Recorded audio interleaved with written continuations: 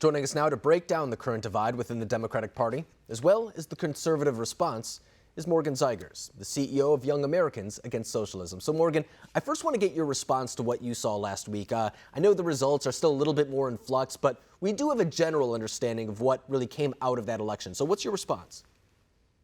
My first response would be that it's definitely not over. There's a lot of time between now and when we will officially know who won the 2020 presidential election. My second reaction is that no matter what, moving forward, this isn't about, oh, I want my candidate to win over your candidate. This is about preserving an institution in the United States, our electoral process for generations to come. That's how you secure a strong nation moving forward. And when you have millions of Americans who do not trust the electoral process, who don't have faith in it, it really does set a dangerous future for the country. And I think that you bring up an important point, because a big part of the progressive movement is that whatever's happening in this country right now is not working. That's what they say. They essentially say that they want to start over new to some degree. That's why they come up with a defund the police. Some of you even saying abolish the police, going as far to say something like that. So it's not so much about tweaks or anything like that. It's about revolution. And I think that is something that a lot of Democrats are starting to lean towards right now. Do you think that the progressive wing of the party is the future of the Democratic Party? Absolutely. And more we're seeing the Democrats embrace policies that just 10 years ago probably would have been laughed out of the room at DNC meetings. And so that's what's so concerning. AOC likes to downplay her power. She tweeted something about that earlier today. I'm not sure if you saw. She said, if I had all the power that the Republicans say I do, then everybody would have health care in this country. She's really trying to downplay the fact that she leads the conversation for where Democrats are going. You have Joe Biden and Kamala Harris. Kamala, who said she would get rid of the filibuster to pass the Green New Deal just last year.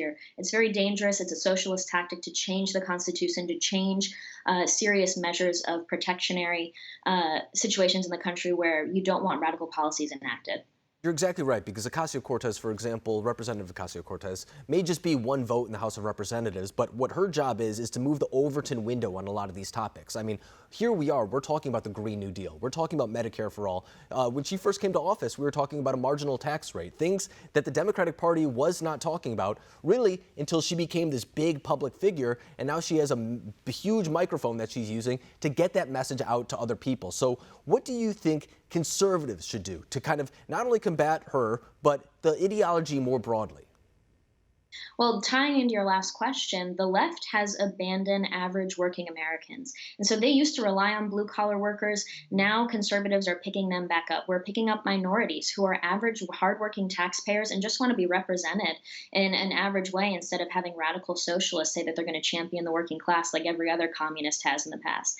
And so what I think conservatives can do to react to that is to really figure out how we can better message what it means to have a job. And so President Trump did a great job of having record low unemployment levels for most, I think, all minority classes in the United States. And all the left did was laugh at that. But in reality, that's real results. That's showing average Americans that empowering you and supporting you is giving you a strong economy where you can support yourself and support your family. It's not saying I'm going to give you more taxpayer dollars and get you stuck on welfare.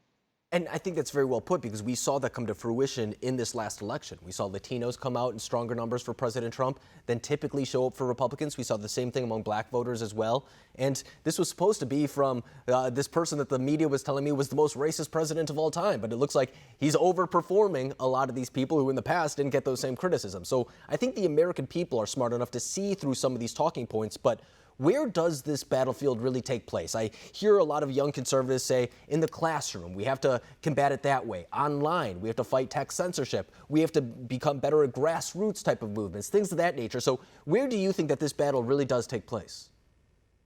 Well, you hit the nail on the head there. It's not an easy answer. This does happen in the classroom. It has to happen in the media and pop culture and in many other situations, going down to just basic values. I mean, some people trace it back to participation trophies. And so the biggest issue I see, though, is that we are not teaching young Americans from a very early age, from middle school to high school, about the dangers of Marxism, socialism, communism, the history of these leaders. All we learn about when we learn about Stalin and these terrible dictators is that they were terrible dictators and people died. You don't learn that these men came to power as progressives that promised social justice, that promised to champion the working class, that promised XYZ, fill in the blank for all policy. And so that's that connection where young Americans are missing it. That's why 70% of young Americans would currently vote for a socialist, according to YouGov. And so when we don't have the ability for red flags to go off in our mind because we missed out on that key education, you're going to have our generation turn into useful idiots the way it's happening right now. And so I think one of the key things is focusing on history and economics classes in middle school and high school. If we went into college and experienced Marxist professors, but we had the educational ammunition that we needed to fight back against them, you wouldn't have this serious level of corruption in college classrooms and indoctrination that we're seeing. And I think it really just comes back down to being involved. I mean, making sure that you're educated to some degree, being an active participant in our political system. I think you're hitting the nail right on the head. But before we let you go, too, for anyone who wants to learn more about your organization, where can they go? Well, my organization is Young Americans Against Socialism. Our website's fightsocialism.org, and I'm also a Turning Point USA contributor, and tpusa.com is the website for all information there. Morgan Zegers, it's an honor having you on the program tonight. You're doing so much important work. I've watched a lot of your speeches as well, too. I advise all of our viewers to go on YouTube, wherever they may go, to look at them as well. Thank you for joining us tonight. Thank you so much.